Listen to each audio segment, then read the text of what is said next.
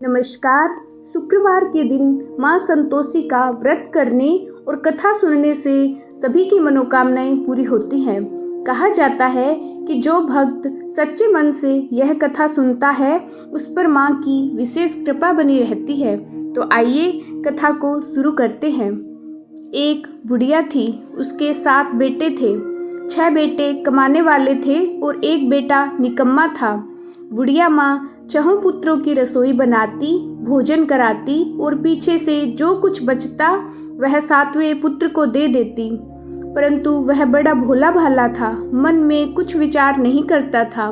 एक दिन वह अपनी बहू से बोला, देखो मेरी माता का मुझ पर कितना प्रेम है। वह बोली, क्यों नहीं, सबका जूठा बचा हुआ भोजन तुमको खिलाती है। वह बोला, ऐसा भी हो सकता है क्या? मैं जब तक आंखों से ना देखूं मान नहीं सकता। बहू ने हंसकर कहा, देख लोगे तब तो मानोगे। कुछ दिन बाद बड़ा त्योहार आया। घर में 7 प्रकार के भोजन और चूरमा के लड्डू बने। वह जांचने को सिरदर्द का बहाना बनाकर पतला कपड़ा ओढ़कर रसोई घर में सो गया और कपड़े में से सब कुछ देखता रहा। 6 भाई भोजन करने आए। उसने देखा माँ ने उनके लिए सुंदर सुंदर आसन बिछाए, 7 प्रकार की रसोई परोसी और उनको बड़े प्यार से जिमाने लगी।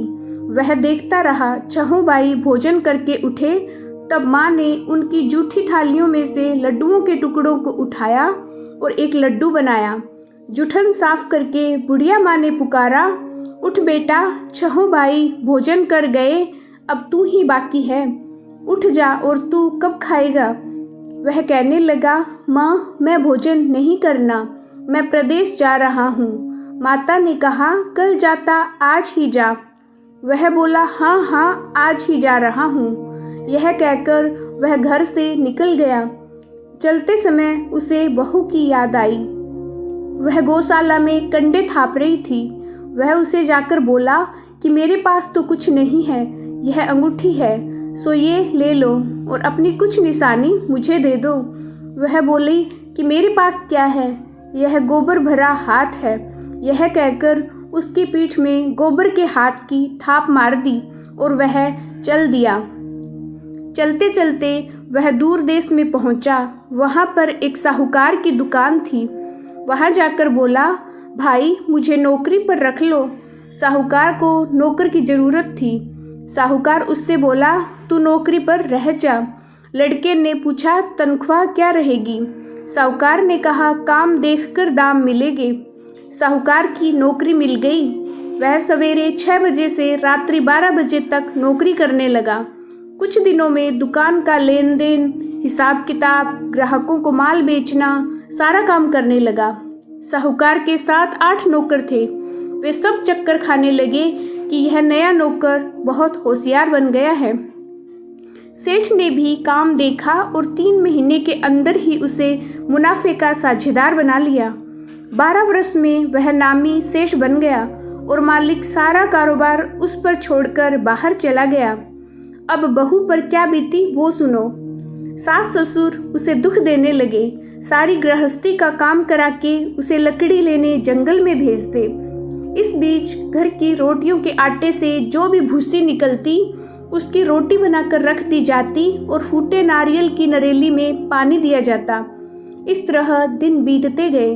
एक दिन वह लकड़ी लेने जा रही थी कि रास्ते में बहुत सी स्त्रियां संतोषी माता का व्रत करती दिखाई दी। वहां यह खड़ी होकर कहने लगी, बहनों तुम किस देवी देवता का व्रत कर रही हो और इसके करने से क्या लाभ होता है? इस व्रत के करने की विधि क्या है? यदि तुम अपने इस व्रत का विधान मुझे समझाकर कहोगी तो मैं तुम्हारा बड़ा एहसान मानूंगी। तब उनमें से एक स्त्री बोली, सुनो, यह संतोषी माता का व्रत है। इसके करने से निर्धनता, दरिद्रता का नाश होता है, लक्ष्मी का आगमन होता है, मन की चिंताएं दूर होती है, घर में सुख होने से मन को प्रसन्नता और शांति मिलती है, निपुत्री को पुत्र मिलता है, प्रीतम बाहर गया हो तो शीघ्र आता है, कुंवारी कन्या को मनपसंद वर मिलता है, राजद्वार में बहुत दिनों से मुकदमा चल रहा हो तो वो भी खत्म होता है, कलह क्लेश की निवृत्ति होती है, सुख शांति होती है, घर में धन जमा होता है, पैसा जायदाद का लाभ हो और जो भी मन में कुछ कामना हो वह सब संतोषी माता की कृपा से पूरी होती है।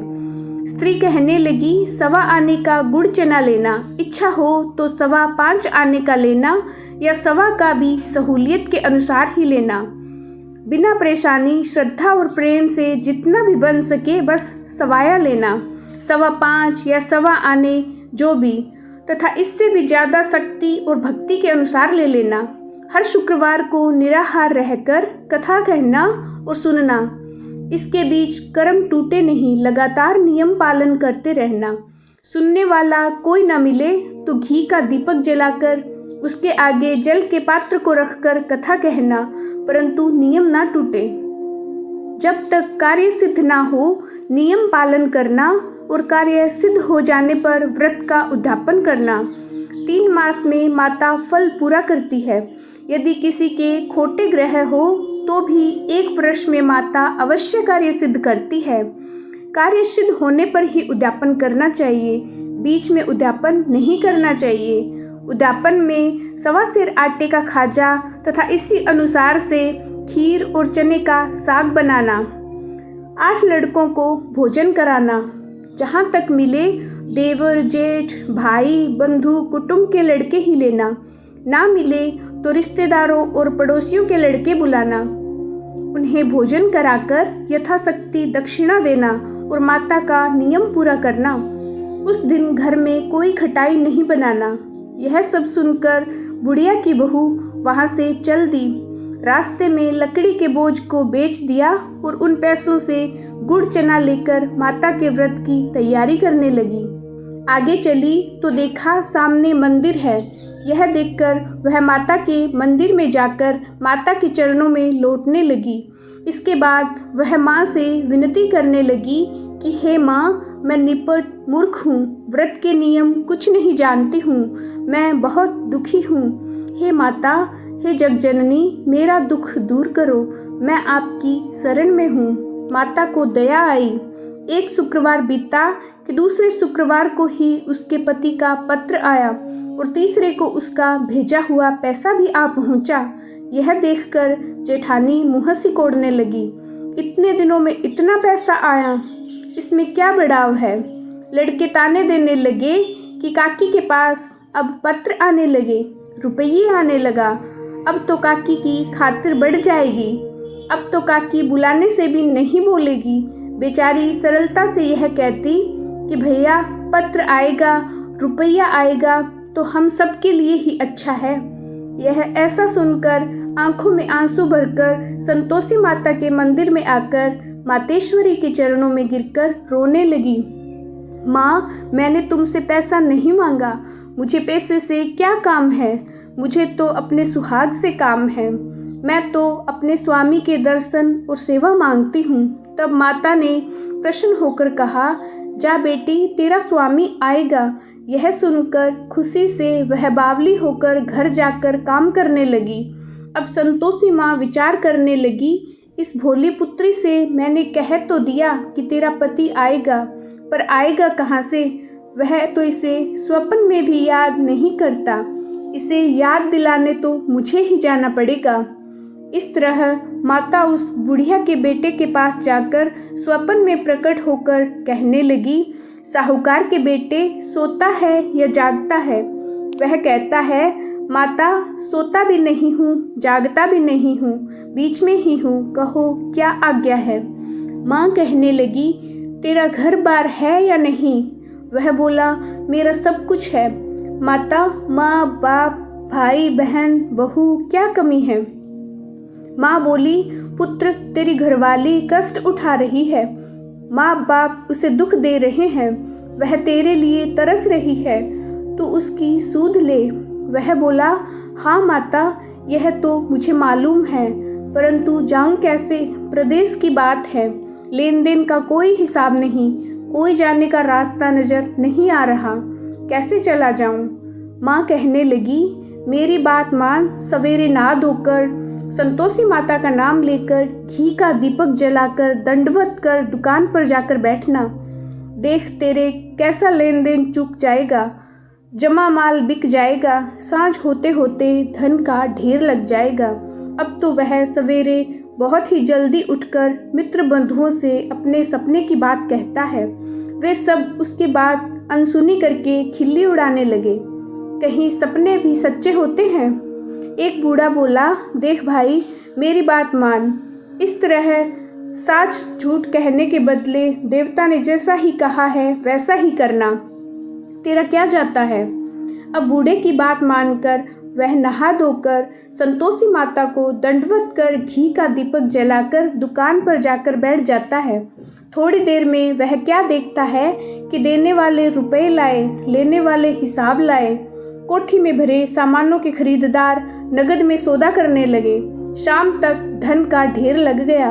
मन में माता का नाम लेकर प्रसन्न होकर घर जाने के वास्ते गहना, कपड़ा, सामान खरीदने लगा। यहाँ के काम से निपट घर को रवाना हुआ। उधर बहू बेचारी जंगल में लकड़ी लेने जाती है। लौटते वक्त माता जी के मंदिर में विश्राम करती है। वह तो उसका रोज रुकने का स्थान ही था। दूर धूल उड़ती देख वह माता से पूछती है, हे माता, यह धूल कैसे उड़ रही है? माँ कहती है, हे पुत्री, तेरा पति आ रहा है। अब तू ऐसा कर, लकड़ियों के 3 बोझ बना ले।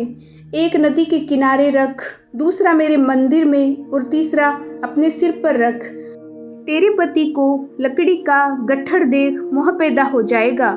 वह यहाँ रुकेगा, नाश्ता पानी बनाकर खाकर माँ से मिलने जाएगा। तो लकड़ी का बोझ उठाकर जाना और बीच चौक में गट्ठा लाकर 3 आवाजें जोर से लगाना। लो सासू जी, लकड़ियों का गट्ठा लाई हूँ, भूसी की रोटी दो, नारियल के खोपड़े में पानी दो। आज कौन मेहमान आया है? माँ की यह बात सुनकर वह बहुत अच्छा माताजी कहकर प्रसन्न होकर लकड़ियों के 3 गट्ठे ले आई। एक नदी के तट पर, एक माता के मंदिर में। इतने में ही वह मुसाफिर आ पहुंचा। सूखी लकड़ी देखकर उसकी इच्छा हुई कि अब यहीं निवास करें और भोजन बनाकर खा पीकर गांव जाएं। इस प्रकार भोजन बनाकर विश्राम लेकर गांव को गया। उसी समय बहू सिर पर लकड़ी का गट्ठा लिए आती है। उसे आंगन में डालकर जोर से 3 आवाज देती है, लो सासू जी, लकड़ी का गट्ठा लो, भूसी की रोटी दो, नारियल के खोपड़े में पानी दो। आज कौन आया है? यह सुनकर उसकी सास अपने दिए हुए कष्टों को भुलाने हेतु कहती है, बहू, ऐसा क्यों कहती हो? तेरा मालिक ही तो आया है। बैठ, मीठा भात खाकर, कपड़े गहने पहनकर हमारे पास बैठ।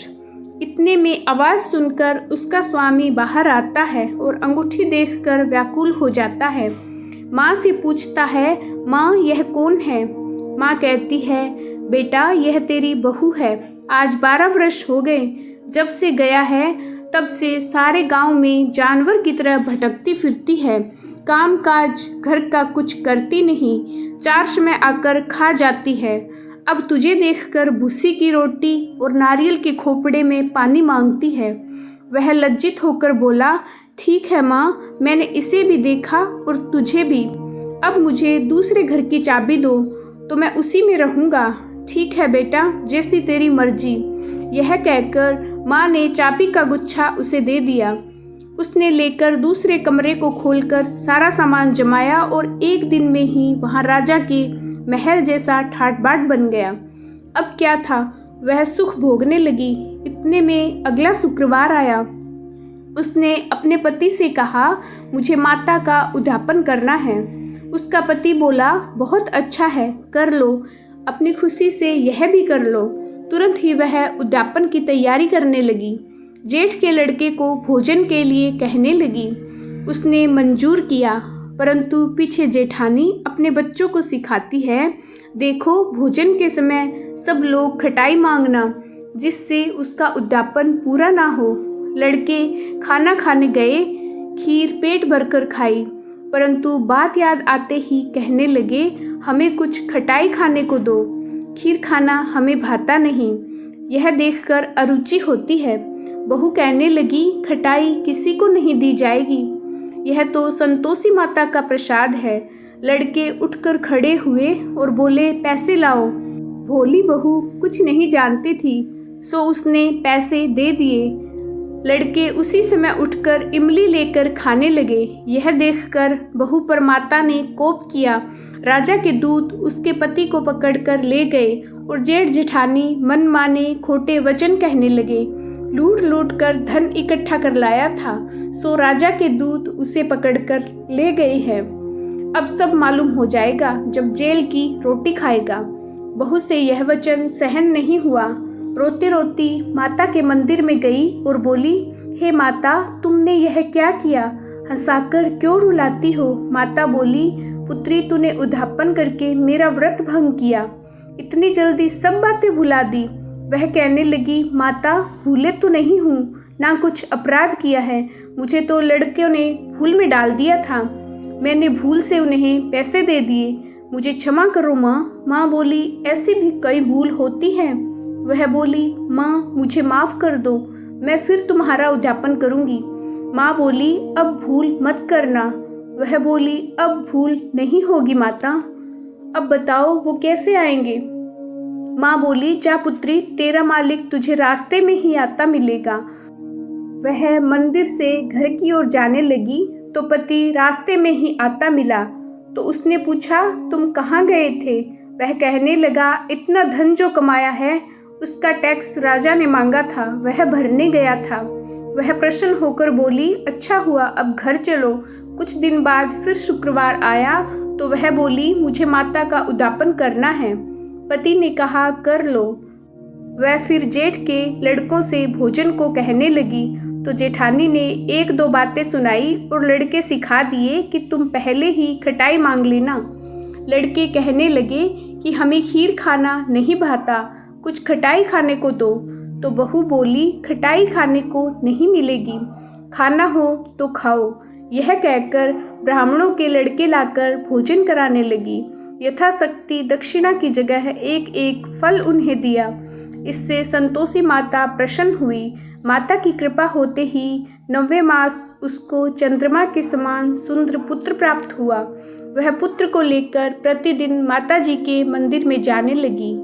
माँ ने सोचा कि यह रोज आती है, आज क्यों न मैं ही इसके साथ चलूं, इसका आसरा देखूं तो सही। यह विचार कर माता ने भयानक रूप बनाया। गुड़ और चने से सना मुख, ऊपर से सूंड के समान होठ, उस पर मक्खियां भिनभिना रही थी। दहलीज में पैर रखते ही उसकी सास चिल्लाई, देखो कोई चुड़ैल डाकिनी चली आ रही है, लड़कों इसे भगाओ नहीं तो किसी को खा जाएगी। लड़के डरने लगे, चिल्लाकर खिड़की बंद करने लगे। बहू रोशन दानों से उसे देख रही थी। प्रसन्नता से पगली होकर चिल्लाने लगी कि आज मेरी माता मेरे घर आई है। यह कहकर बच्चे को दूध पिलाने से हट जाती है। इतने में सास का क्रोध फूट पड़ा। वह बोली कि इसे देखकर कैसे उतावली हुई जो बच्चे को भी पटक दिया। इतने में माँ के प्रताप से जहाँ देखो वहाँ लड़के ही लड़के नजर आने लगे। बहू बोली, माँ जी, मैं जिनका व्रत करती हूँ वो यही संतोषी माता है। इतना कहकर झट से सारे घर के किवाड़ खोल दिए और सबने माता के चरण पकड़ लिए और विनती कर कहने लगे कि हे माता, हम मूर्ख हैं, अज्ञानी हैं, तुम्हारे व्रत की विधि हम नहीं जानते हैं। तुम्हारा व्रत भंग करके हमने बहुत बड़ा अपराध किया है। हे माता, बहू को जैसा फल दिया वैसा सबको देना। जो भी यह कथा पढ़ेगा या सुनेगा उसके सभी मनोरथ पूर्ण होंगे। प्रेम से बोलिए जय माँ संतोषी की। संतोषी माता आपके सभी मनोरथ सिद्ध करे।